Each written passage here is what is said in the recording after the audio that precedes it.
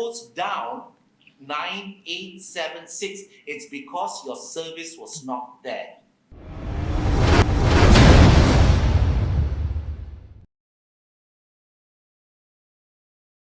Welcome to Hospitality Asia channel on HAPA TV. I'm Jennifer Ong, and I'm here today with Mr. Ravi Kathiravelu, CEO of Sutera Sanctuary Lodges, and we're going to talk about Kinabalu Park. Hi, Ravi. Hi. Hi, thank Jennifer. you. Hi, thank you very much for coming online with us on HAPA TV. Thank you. Thank you for having me there with you all. Oh, lovely. And, you know, I must first congratulate you and your team, and of course, Kinabalu Park, for being nominated for the HAPA Awards Malaysia Series 2022-2023. So thank you. Thank you. It's a great honor to be nominated.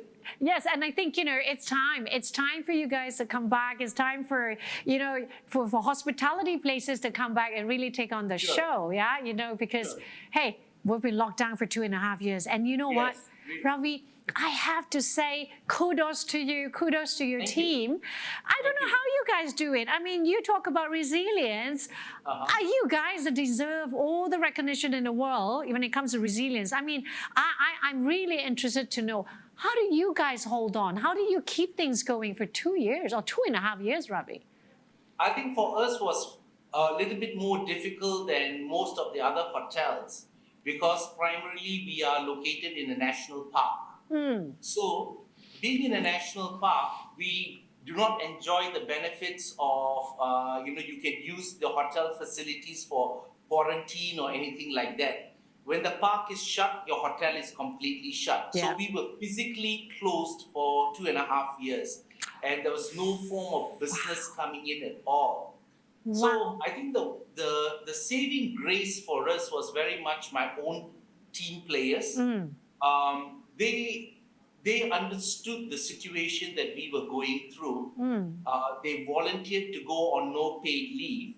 And in spite of them going on no paid leave, they did come back and they did maintain the property for us in-house all through the 2.5 years. So when we reopened our properties, they were still brand new. Wow. So it never deteriorated in any way. So the kudos goes to the boys and girls in our team who had that spirit in them, that believed that this COVID is going to go away and we need to open our doors. And the day we open our doors, we are not going to look back and think that we've got a depleted property. We have a shining star. And, you know, that's exactly what they did.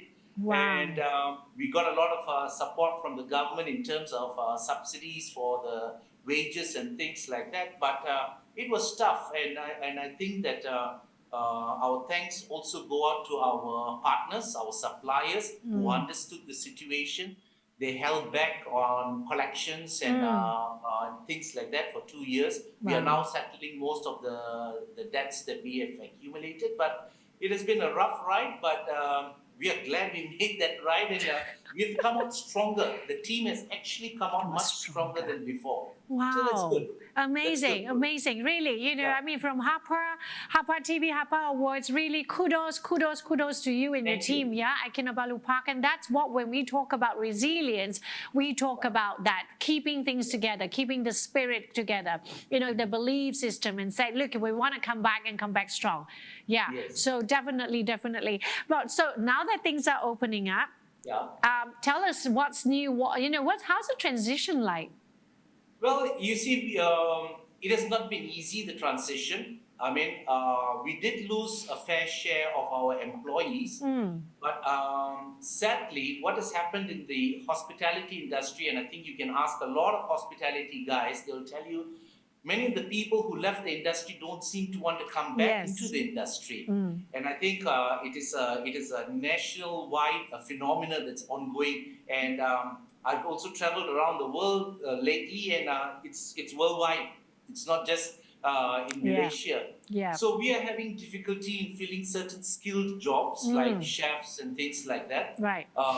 There's a bit of a gap in those areas. We have difficulty in recruiting certain key positions. But, you know, that's not the end of the world kind of scenario, but we need to keep filling it up. So in order, because we have identified this gap, so what happens is our training efforts have to double up, people who are skilled on senior management level have to roll up their sleeves and go down onto the floor and get dirty and Yeah. get things moving. And I'm an absolute believer that whether you're CEO, general manager, or resort manager, if the time calls for it, you need to go down into the playing field, then you've got to be there. And Yeah.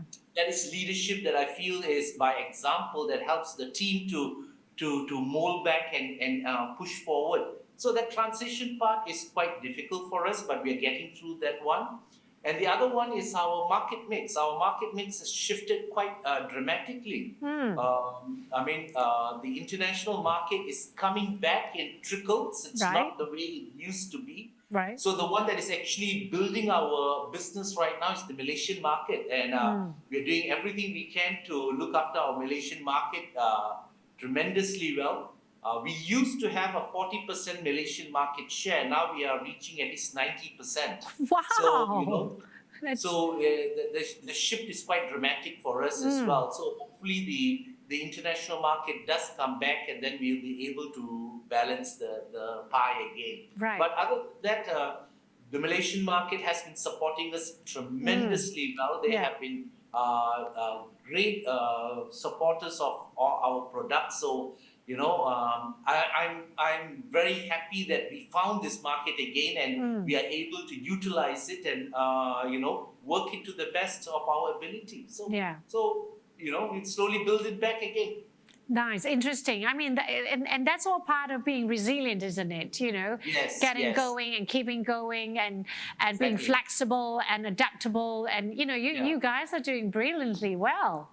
Yes, I mean, I was surprised. You see, in 2022 is actually the recovery year, and the markets. I mean, the hotel literally opened on the second quarter, which is around April. We couldn't open prior to that, so we only reopened around April. And from April till year-end closing of December, we exceeded our budget estimates. Wow. And we exceeded by quite a big leap and bounds, and that kind of just blew me off the chair altogether. And I said, where did this business come from? I thought we will not recover. And the recovery was so fast that next year we are projecting almost back to normal kind of recovery growth. And that is still with a Malaysian market base. So, Okay. it's a blessing. It's a blessing the way things have turned out quite well for us in that sense. I mean, I guess, Ravi, sometimes when we look at it, there's some silver lining in there, and you look at it as an overall. I mean, we've all learned, and we've all, like you said, the thing will bounce back, business will bounce back. It take a little while, but then what happened is during that 2.5 years, we all learned how to be resilient, flexible, adaptable. Sure. Like you say, roll up your sleeves, come back down. So, there's always a lot of benefits from, and in every crisis there's opportunity and there's learning. So yeah, in that sense.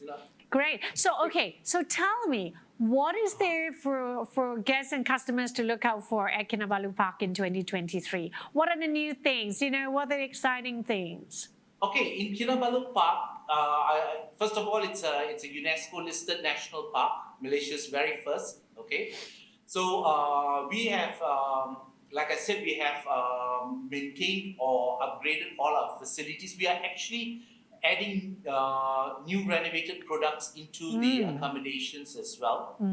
So most of our accommodations are being upgraded to a higher level. In 2023, we will see more new additions of that coming up. We are adding a new restaurant as well in the operations. So that will be something that will cater something unique, something ethnic Sabahan kind of food in Kinabalu Park as well. More so what we are adding is we are trying to get more personalized with our service. We've got a small inventory of units with us, and we do not want to be a cookie cutter hotel operation. Right. We want to bring service back to a very intimate level. So what we are doing now, because our team is young and our team is new, now is the best time for us to get our staff to be trained to create service experiences that are extremely memorable and extremely personalized. So a person coming into Kinabalu Park, not only does he experience the beauty and the nature of the national park itself,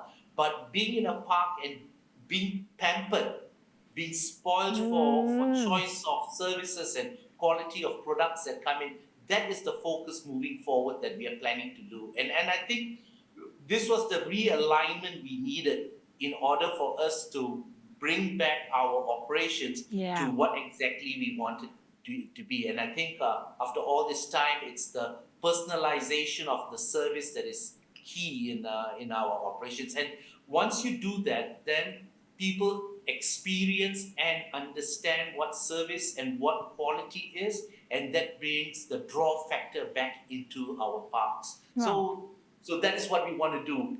I tell you, this is like music to my ears, Ravi, because I'm very passionate about service excellence. I'm particularly passionate about guest experience. Everything is about really the entire experiential travel, for example, or dining experience. And yes.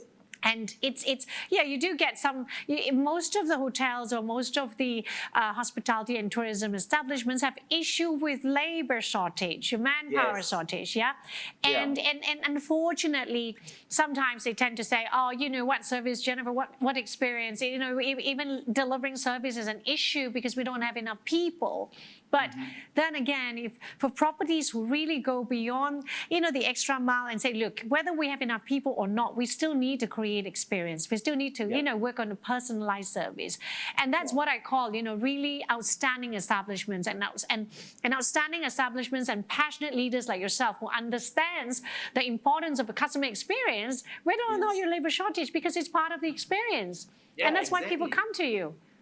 You're paying me the money not to hear my sad stories, I mean, you're coming into our product to enjoy an awesome experience. Yes. So why am I putting all my sad stories onto you? It's not fair. Wow. So I think, if you go to, I tell my team this, I tell my team constantly this. I said, the person who walks through any of our doors, whether it's Kinabalu Park, Laban Rata, Manukan, or wherever it is, automatically scores us 10 upon 10 as he enters the door, because the beauty of the place gives them the 10 score. All right, natural beauty already gives them the 10 score. Yes. If it goes down 9, 8, 7, 6, it's because your service was not there.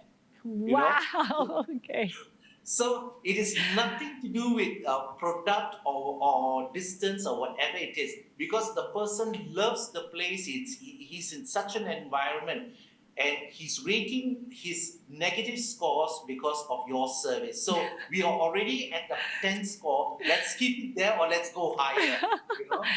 Well, that's a great way of perspective, of looking at scoring for quality excellence or experience and service. But that's true. I mean, you're talking about nature, the beauty of nature, and people who goes there, Kinabalu Park, will know what they need to do. They need to climb mountains, right?